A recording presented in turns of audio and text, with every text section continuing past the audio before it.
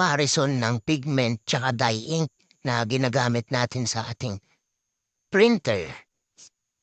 And ang ating printer ay Epson. Epson printer. Bale, may comparison tayong ginawa.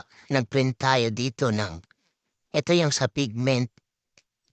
Tapos ito yung original na ink ng Epson.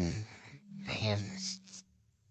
So, after 1 year, mag-1 year na siya. Ito yung print date natin last year. February 3, 2003. Bali, ngayon ay January 2024. Bali, mag-1 year na to sa February 3. Ayan, yung comparison niya. So, nung print natin ito noon is halos same sila ng quality. Ayan, after 1 year, ayan, nabiba na siya. Talagang yung original pigment, original dye ink ng Epson is, siya talagang nagkukupas. Ayan o, nag-fade na siya. Tapos may siya dito, parang watermark. Na pag nabasa siya is, nagkakaroon ng discoloration.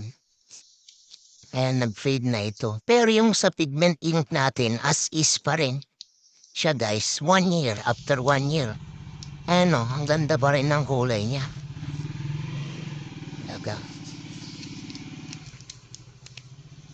Compare dito sa original na dye ink ng Epson. Ayan. Nagkupas na talaga siya guys. Ayan. So, observe pa natin ito. Mga 2 years siguro. Ito, tsaka ito. Yan lang guys. Para sa mga nagpiprint, gumagamit ng pigment tsaka dye ink para alam natin kung ano yung maganda para sa printer natin. So far naman, goods. Good na good yung natin. Ginamit na natin na rin. Magto 2 years na rin yung pigment natin. Pero sa L360 Epson, okay naman siya. Wala naman siyang naging problema. Mas matipid rin siya gamitin. Matipid.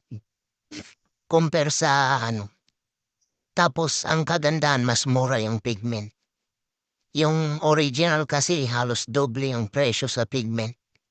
Nasa 300. Alis, mga 280 gano'n ang ang original na Epson. Compare sa pigment natin na nasa 100 pesos lang siya.